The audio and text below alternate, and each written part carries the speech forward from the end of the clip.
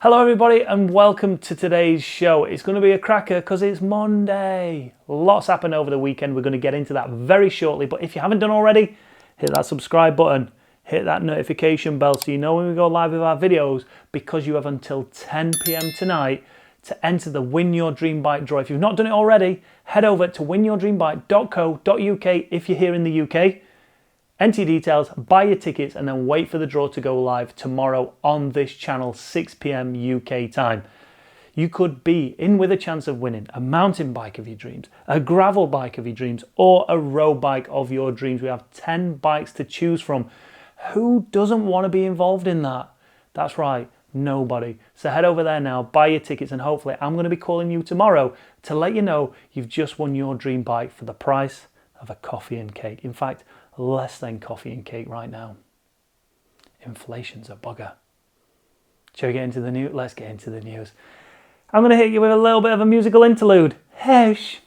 Chris Pritchard Cycling News Show on YouTube. Terms and conditions apply. Don't sue me. This is purely entertainment, not factually correct. Loads happened over the weekend. I'm not going to dissect it completely, but I'm going to tell you the main headlines of what happened over the weekend. And let's start in Spain. Clásica San Sebastian was won by the one, the only, Remco Evenepoel. So with 45k, well, just under 46k to go, Remco Evenepoel decided to do what he does best and just start putting the hammer down. The only man that could keep with him was Simon Yates, but that soon didn't happen. Remco Evenepoel was out on his own. He had a group of 4 or 5 strong riders in there, Tej Benoot and Pavel Sivakov, but it was a one-man show really. There's no point going on about this anymore. He's won in 2019. He has now won in 2022. Remco Evenepoel. So this year's La Vuelta could be his first tilt at actually going for GC. Now he has been GC winner at various, Tour of Norway, Tour of Poland, he won GC. He's won Vuelta Algarve twice, Belgian Tour, Vuelta a Burgos. So it's not alien for him to go for GC, but to go for GC at a Grand Tour, he's only ever entered one Grand Tour. That was last year, 2021, in the Giro. He didn't finish it, had a best stage result of 4th, but I was going to say, is he too young to be doing it? But then we look at the likes of Pogacar. So no, I don't think he is. But let me know your opinion on Remco Evenepoel. He's shown potential. He's won some big races. But can he step it up another level now? Go to a Grand Tour and actually compete. But then again, how many riders from the Tour de France who didn't get the results they wanted be now targeting La Vuelta? How do we think that's going to play out? Who knows? Because no one knows the start list yet. But Remco Evenepoel is one guy who said he wants to go for GC at La Vuelta. Pass the question off to you guys. How do you think he's going to get on? Now, talking of long distance attacks, let's catch up with what happened over the weekend at Tour de France Femmes Avec Zwift.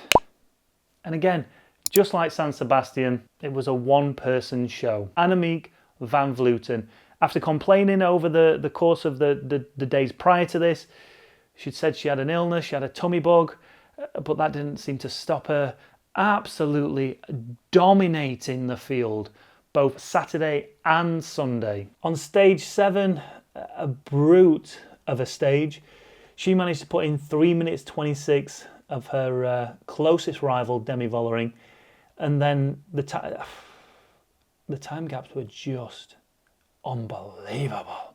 Huge time gaps all the way down the field, with 6 riders not being able to make the time cut to start stage 8. We also lost Lorena Wiebes as well. Stage 8 was, a lot of people in the commentary was calling it a procession, but they also said it's not going to be a procession, but everybody really knew it was going to be a procession. And with 6k to go, after 3 different bike changes for Annemiek van Vleuten, she set off in pursuit to claim that yellow jersey to be the first winner of this new style Tour de France Femmes Avec Zwift. Again, obliterating the field. Demi Vollering put in a much more respectable performance, only losing 30 seconds on stage 8. Silvia Persico, probably the standout ride of the whole tour. She was only 1 minute 43 down, coming over the line of La Superplanche de Belfi. So the final GC standings looked like this. Annemiek van Vleuten took victory, Demi Vollering in second, 3 minutes 48, and then there was a 6 minute time gap down to Nuvia Doma. Labus was in fourth. Persico moved up to fifth on that last day. Aliso Longo Borghini, she dropped down to sixth. Cecily Uterup Ludwig, she had a bit of a nightmare yesterday, dropping 2 places down into 7th. Musique in 8th. Urs up to 9th and into that top 10. And Mavi Garcia ended up dropping 1 more place, rounding out the top 10.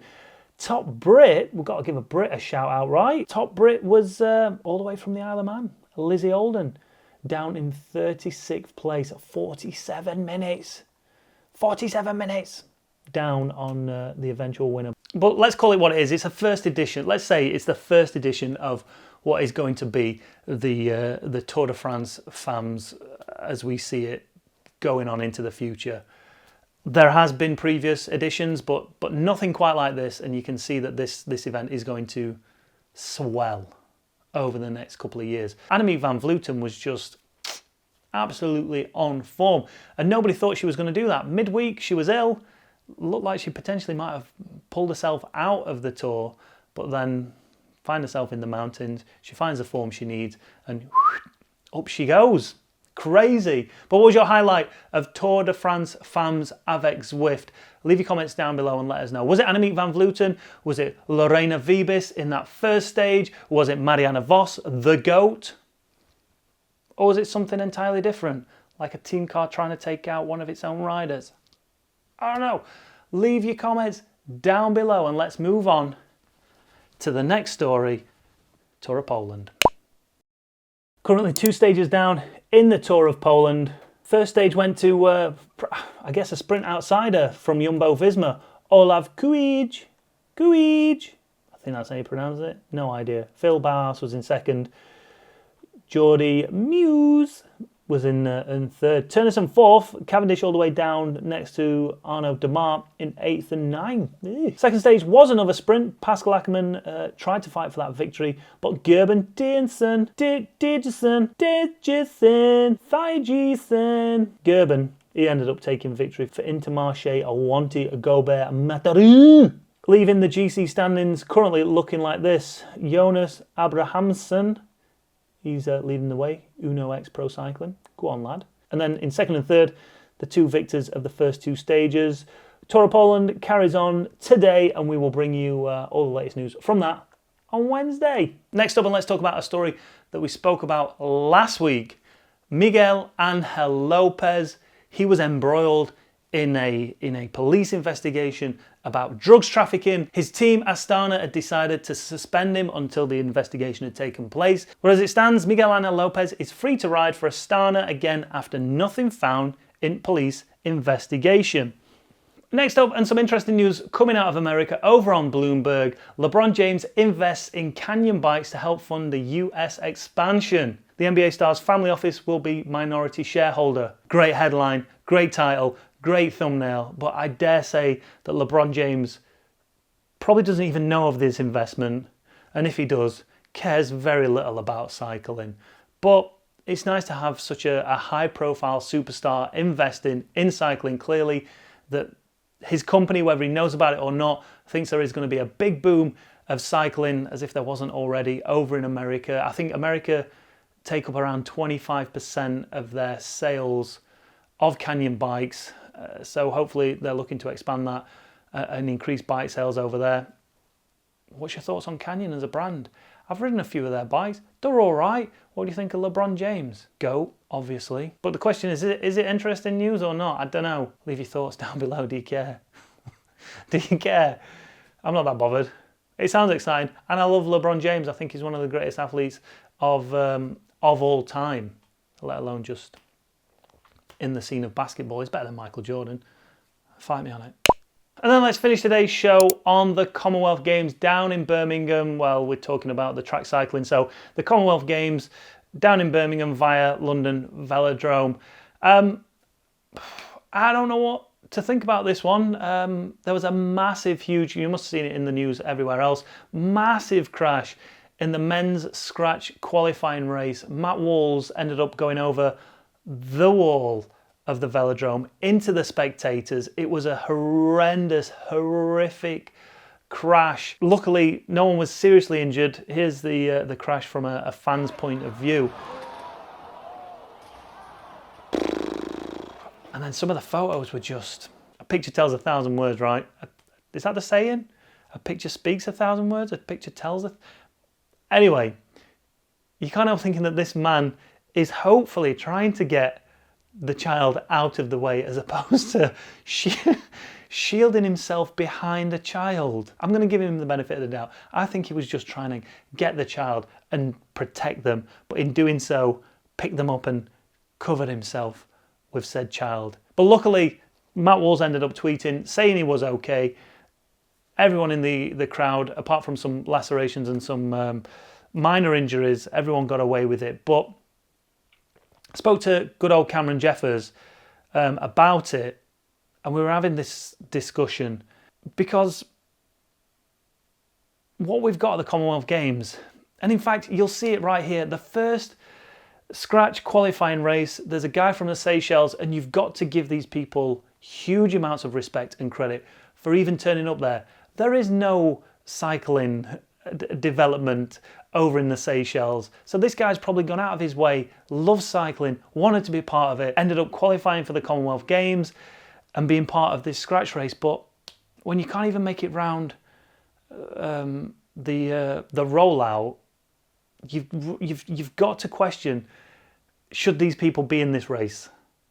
Because you've got Mark Stewart there, who was just behind him, one of the world's best. He was, I think, he was Commonwealth points champion in the Gold Coast. Guy knows how to ride a race.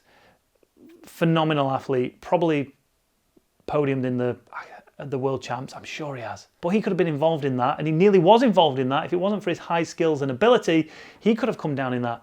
Could have broken a collarbone, could have injured himself, could have been out of the Commonwealth Games. Potentially you could say he was in the wrong place at the wrong time, he should have been further up the field, but at the same time you don't ever expect someone to overlap wheels during a rollout. And when it comes to that crash involving Matt Walls, you can't really see, it looked like one of the Barbados riders were involved and they might have started that, but again it could have been one of the world-class riders, one of the riders you won't expect to have crashes. Crashes are going to happen whether you're fully experienced and you've raced Olympics, World Championships, World Cups, as opposed to someone right down at the bottom. Accidents do happen on the track and it's part of the nature of the beast, really.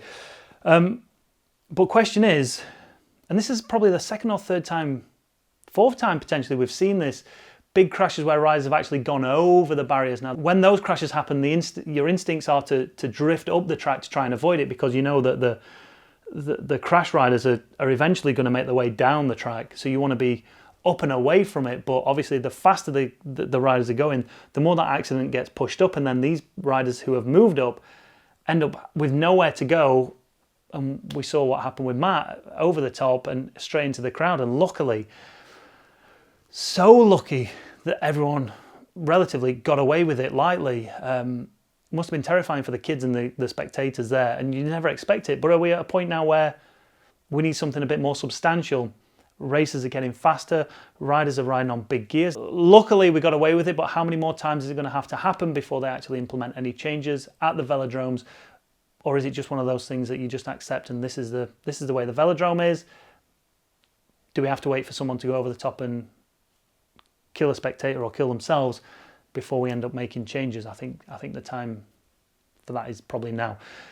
But as ever, passing the question off to you, what do you think? What do you think to the crash? What do you think to the Commonwealth Games so far? Do we think we need to improve safety across velodromes now? Any and all opinions are more than blooming welcome, and we'll leave it there. And don't forget, everybody, if you've not done already, hit that subscribe button, hit that notification bell, hit that like button if you enjoyed it. If you've not, please feel free to hit that dislike button, but leave your comments down below. Let me know why you didn't like it. Let me know what you want to see from us.